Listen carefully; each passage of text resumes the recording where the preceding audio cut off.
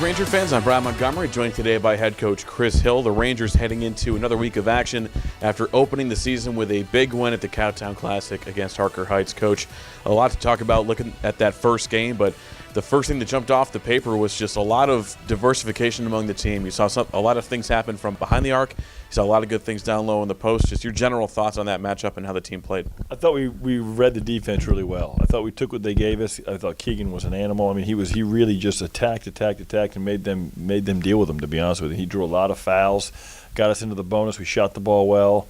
Reed Hassman was a joke. I mean, he had 6 assists and 1 turnover. He probably could have had 15 assists if he forced some passes that might have been able to get there, but he didn't. He made the right play, and other guys got the plays, and so I thought he was sensational. Those 2 guys really stood out. Everyone else played really well. I mean, it was a good game. I think all the 8 guys that played did really good things, but overall, we did a great job of taking advantage of whatever their defense gave us. And then one thing you noticed was those 2 components of the game, looking at how the front court and the back court both played. In the front court, you have Julius Marble, kind of hard to make sure you're not accounting for him at 6'7". And what does that do to have that kind of fight down low to help making sure that attention has to be drawn to that player and take it away from some of the others on the court? You just hit it on the head. He draws a lot of attention. So they're going to have to pick something. I mean, whoever's playing is going to have to pick something if they're not going to try to keep Julius from getting it. So sometimes it'll be our shooter. Sometimes I think it'll be Keegan. And that's what I mean when I think we did a good job of taking what their defense gave us. Is it was Keegan a lot of the way. Then once Keegan started drawing fouls, they adjusted. Max and Marcus got some open looks. So I think we're always going to have to go into games seeing, okay, how are these guys going to guard us? Whereas when you have 1 score, 2 scores, you usually can anticipate, okay, here's what we're going to see a lot of. Whereas this team, I mean, you never know. Though I think we're going to see a lot of different schemes this year, so we're just going to be ready to pay attention and read it. And then looking at how the guards played, as you mentioned, Reed has been having a great game at point guard, but we saw some fantastic passing motions from Marcus, Chris Horton, and Max Asmus.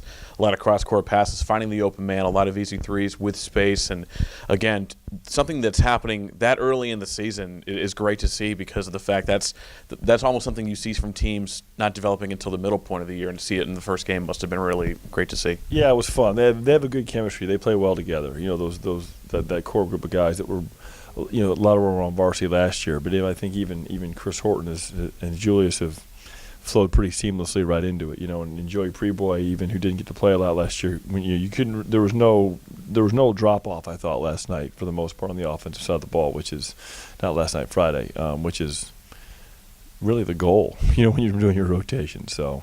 And then also on the defensive end, we talked about the offense several times, but now let's look at that defense. And Harker Heights definitely got their points in the first and second quarter, but during a big run there in the third, the Rangers just locked down, limited the offensive boards, really just isolated their top players, and did a good job of helping shut off that offense that was trying to get back into the ballgame. Yeah, I didn't think our defense was anywhere near what we're capable of. I thought we were better in practice all week than we were in the game, and with as many returners as we had, I don't think that should be the case. I thought we had.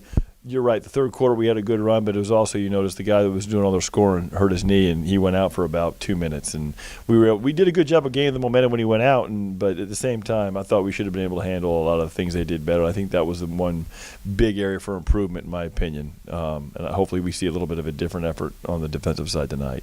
And that matchup tonight against the Mesquite Skeeters, always a matchup that I know I look forward to every single year. It always seems that Mesquite and Jesuit bring out the best in one another. Coach Kurtz over there does a fantastic job with his team. And looking at that matchup, it's an annual non-district rivalry. I think it's okay that we dictate it as that at this point. But what are you looking forward to tonight with that matchup? I just always love, like you said, I think he might be the most underrated coach in the city. I mean, his team is always eventually playing to their potential, which I think is one of all of our goals, is to get your teams playing as good as they can by the end of the year, and I think he always does that. And they're going to play hard, they're going to defend, and they're going to make you make reads. And I think they're always such a exceptional early non-district game for the way they try to execute things. And so we're going to see things that, like you said, that other teams won't be as good at until later in the year. And so I think it really, always playing Mesquite always, I think, gives us a leg up going forward, and I love it. I think it's great that we have such a good relationship with them. Well, Coach, thank you so much, and best of luck to you tonight. Again, one game this week on the schedule, but it's a big one. The Mesquite Skeeters and Jesuit Dallas Rangers set to square off at 7:30 p.m. You can watch it live tonight on JesuitRangers.org. And as always, be sure to keep it locked in at JesuitRangers.org for all of your up-to-date Rangers info.